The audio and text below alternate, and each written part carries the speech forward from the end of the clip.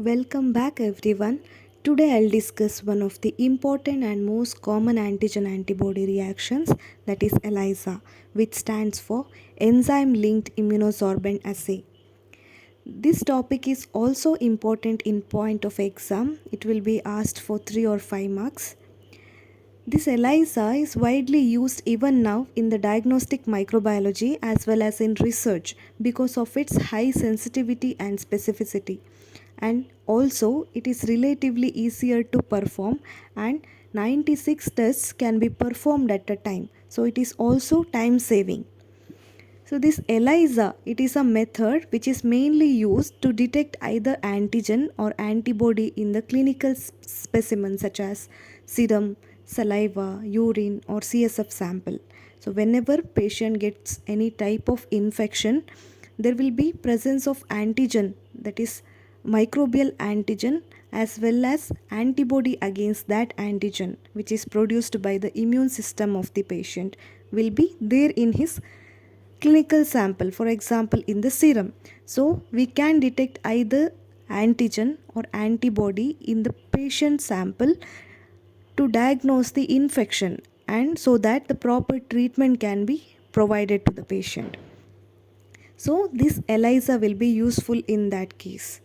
So let's see why this is called as ELISA or enzyme linked immunosorbent assay.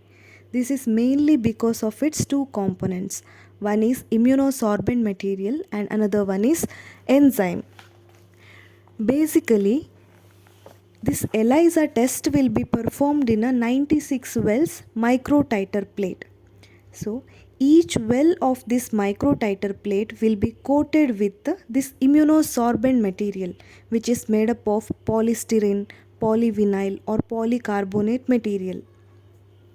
So whenever we add either antigen or antibody which is present in the clinical sample based on the method we are performing, so this gets attached to the solid surface of the microtiter plate. This is because of this immunosorbent material.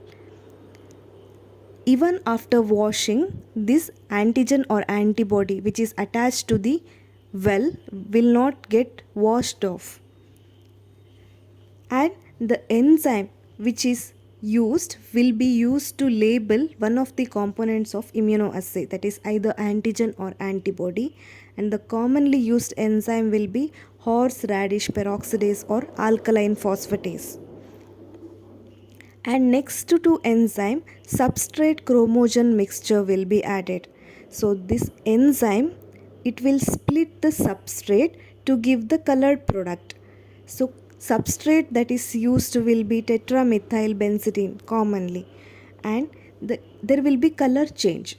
If there is a proper antigen antibody reaction, if there is a presence of antigen and antibody, there will be colored product formation. The intensity of the color will be measured using spectrophotometer or ELISA reader. The intensity of color will be directly proportional to the quantity of antigen or antibody which is present in the sample.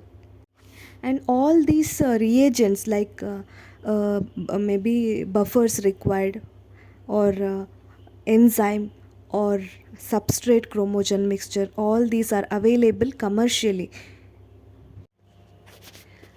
And this ELISA procedure initially involves addition of patient sample which contains either antigen or antibody. Next to that, there will be addition of enzyme linked antibody which binds with the antigen which is already present, antigen or antibody which is already present. Then there will be addition of substrate chromogen mixture, which the enzyme will split this substrate to give colored product. And there will be washing step between each procedure and incubation step will be there. There are mainly three types of ELISA. One is indirect ELISA, competitive ELISA and sandwich ELISA, which are commonly performed. And these ELISA methods will be used mainly in the disease diagnosis such as HIV detection or infectious diseases like hepatitis, Epstein-Barr virus, cytomegalovirus disease, or dengue, influenza, torch panel, rotavirus detection, syphilis, or many more. And also we can use it for hormonal detections, detection of proteins, etc.